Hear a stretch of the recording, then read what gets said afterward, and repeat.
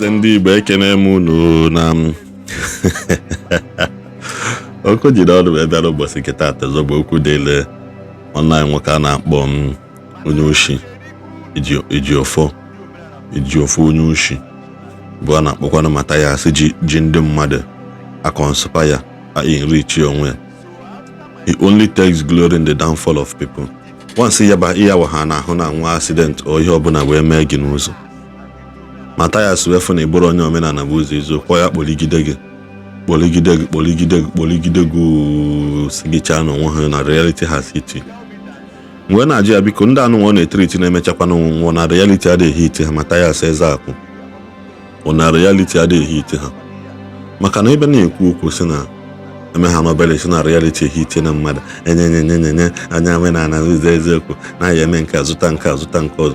Ngwa bidogodo na ya ibido na ya afọ ka ya esi ka isi eme ya ndị ọzọ amụta.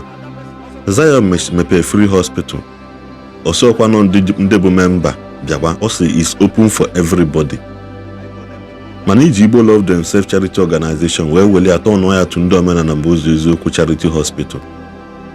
Ihe a platform created for Igbo Love Themselves ka iji wee na-ezuzi ndị mmadụ oshi na-asị onye ọbụla ahụ ya bịa n'ụlọ ọgwụ gị.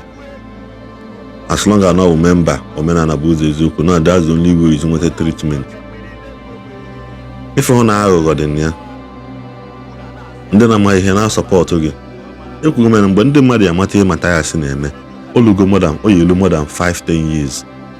Then mgbe ahụ anya efubade na ọka ashia na out wele ego ndị mmadụ biuducha steeti ọ na ha ebiudu kịta obiuduchazie ya ọgbajezi obodo Igbo na nwunye ya oje ebe ahụ ojejezu na comments online na so ride on, you are hitting them hard.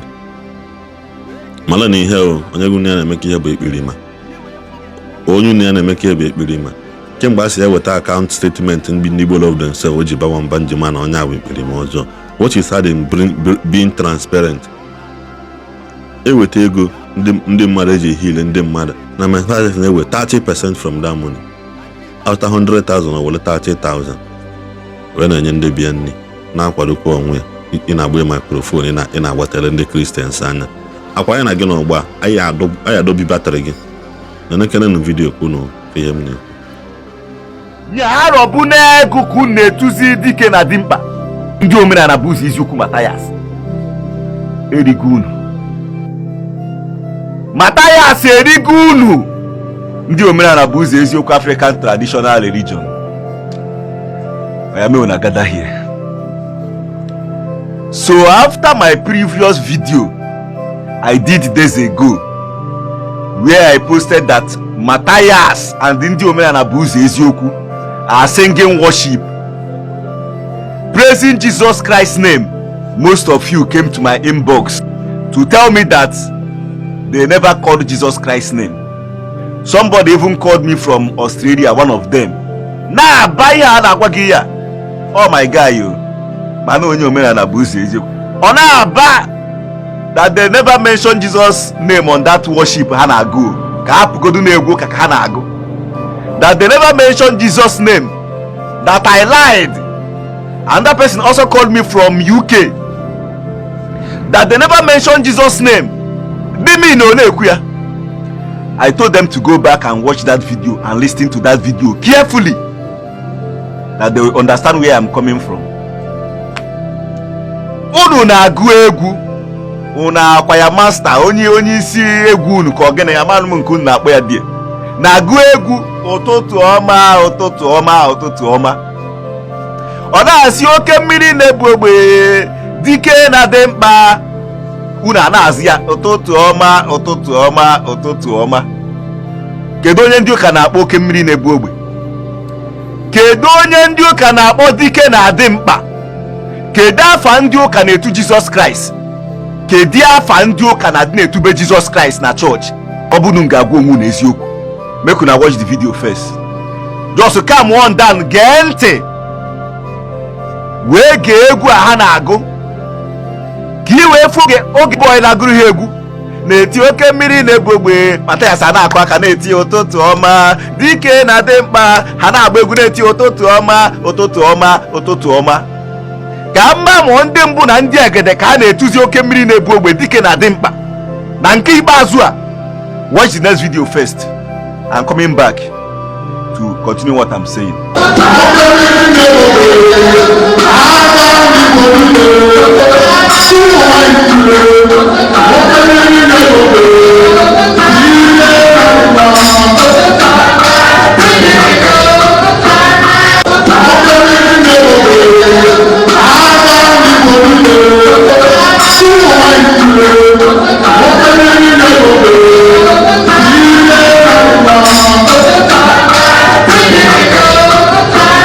Ndi Omenala bụ ụzọ eziokwu African traditional religion.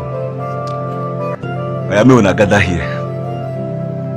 Kedu oge ndị Omenala bido tuwe arọbụ n'ego dike na dimkpa? Kedu oge ndị Omenala bido tube inyekiri pụtụ oke mmiri na-ebu ogbe?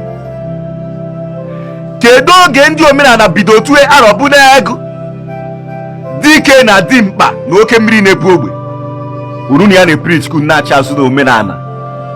Omenala bụ ụzọ eziokwu. One ndị nna nna unu si wee mee ya oge nwa. Maazị Okeke na Maazị Okafọ ha. Iwe ha si wee worship ndị mbụ na ndị egede. Unu apụta wee na-aga oke mmiri na-ebu ogbe ụtụtụ ọma dike na dị mkpa ụtụtụ ọma. Maazị Okeke ha kpọrọ ndị mbụ na ndị egede oke mmiri na-ebu ogbe. Maazị Okafọ ha kpọrọ ndị mbụ na ndị egede dike na dị mkpa. Maazị Okonkwo akpọrọ arọbụ n'ego ma ha na-ekperi ya dike na dị mkpa na oke mmiri na-ebu ogbe. Ndị Omenala bụ ụzọ eziokwu Matthias aghasago unu brain unu ga-eji wee na-eche ezigbo echiche. Some of you dị very educated mma na-efolo Matthias. Since you bido follow Matthias unu na-erizinzi ka ndị eriri eri. Matthias wee mekọrọcha oyi niile dị n'isi ya na-eji wee na-eche ezigbo iche. Wee woru oil of Iri Tracy wee gbajuo unu n'isi. Si unu pụtakwa uru adịbi na-eme agụ. Onye nke akpọm from Australia. Onweghị mụ na ya na-ekwupụta na phone. Ọ na-aka o si aba. Oge mbanyezi ya point ya ọnụ akpịa ya. Njubazi ya ka oge ha bido kpụwa arụsị oke mmiri na-ebu ogbe na dike na dimkpa. Ka ya nwa na onwe ya gwa onwe eziokwu. Kedu onye ndị ụka na-etu afọ ahụ? Most of you ụmụ akpa amụ nọ na comment section na-ede na oge akpọ Jesus Christ. Kedu onye ndị ụka na-akpọ dike na dimkpa oke mmiri na-ebu ogbe? Oku na-eche ha mention Jesus Christ before man of Jesus Christ ka ha na-akpọ. Unu na-eche ka akpọruo na afa Jesus Christ n'isi before na ama na dike na dị mkpa oke mmiri na-ebu ogbe ụtụtụ ọma. No, Jesus Christ kun ji indirectly na-praise kwe like that. Ndị eriri eri. Ndị Matthias burugo brain box ha wee gbazuo afịa.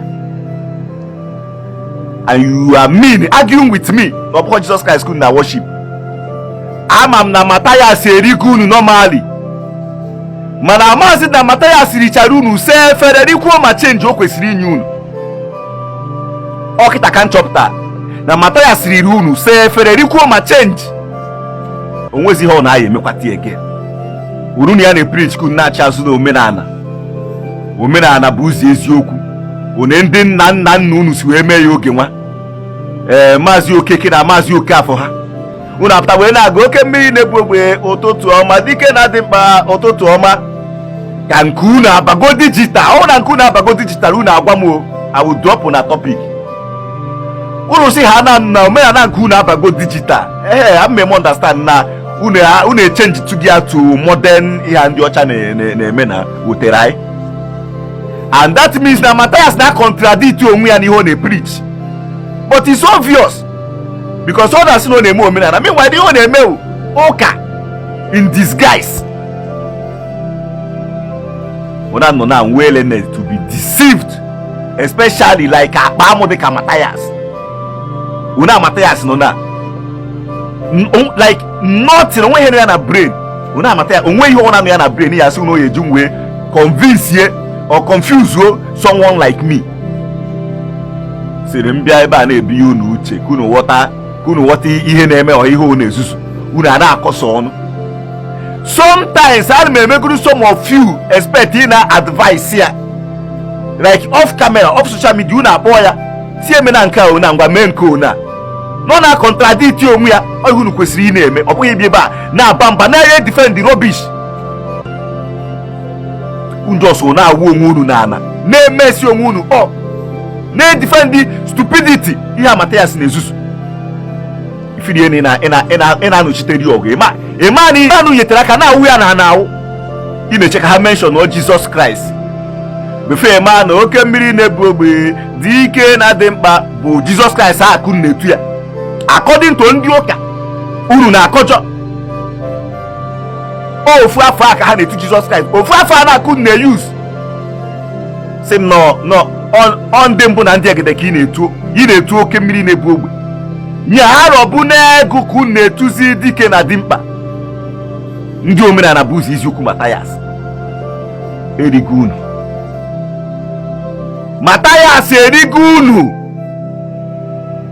enweghị problem with ndị omenala onye ọ na-afiri nọ ya na-efe ndị mbụ na ndị egede mana ndị nwere problem bụ this group of people nọ ndị Matthias si na ha bụ omenala bụ ụzọ eziokwu because n'ụka chọọchị ka ha so anyị eme anyị nwawo ndị ụka mụ awe Kristi na onye ụka ka unu so anyị eme na disguise n'unu eme omenala ohe nji wee nwee problem with you guys and the Matthias unu chọrọ ime omenala go full into it ejizida pattern ụka wee na-eme ya ije jụọ ndị dibịa today asị ya ihe Matthias na-eme akwụkwọ omenala ka akwụkwọ omenala ha ịjụọ ndị eze nwanyị same thing afọ mgbe ka ọ na-aba si na this man dịkwa confused ya omenala ya ụka in disguise eze nwanyị na-ekwu ya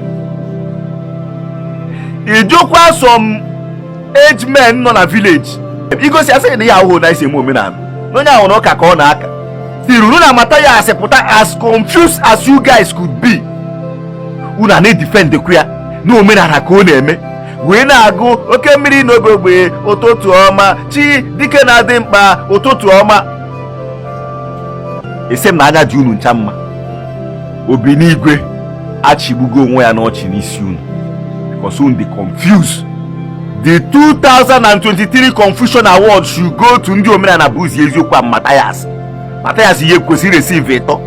Ejikwa m n'aka na unu enenecha anya ya bụ ihe unu afụgo n'ebe okwu anyị na-aga n'ụbọchị nke tata wee na-asị na anyị adobe batrị Matthias Ezeaku maka ihe ha na-ebe n'ezu ndị Igbo Ishi na-asị na omenala ka ị na-eme nke a bụ omenala bụ ụzọ eziokwu onye ọbụla na-eso nka ọ na-eme nka onye ọbụla ma ihe onye oshi ekpere ma tụọlụ gị ego ka i wee waa ji n'ụlọ ụka gị ya tụọlụ gị ego ka i wee waa ji ị na-anakwa donation ị na-ana offering ị na-ana tithe ịbatawa ba awọlụ gị evangelist Matthias omenala ụzọ eziokwu onye nwanna gị na-abata ọ dị home members akwụlụcha ọtọ na-anali human glory self worship ohe na-ana mana ihe na-ewute gị bụ na ọ bụrụ ọgụwa nwe crowd dịka Zion ọ bụ ọgụwa nwe crowd Mbaka ọ bụ ọgụwa ka a na-enweta 1 billion naira ọ bụrụ gị all these things bụ your anger mana ọ ya na-ewe gị iwe ọsụkọsụ nwamkpi ya na-asị gị maka in Christianity we move ka enwere mgbe ọzọ ojeje kọsị ya ije kọchaa ndị mmadụ ọgwụ onye ya wazi arụ pụta for help si na maka na akpali Matthias maka na a na-agwa gị okwu ị na-efe ncha ife ha members gị na-efe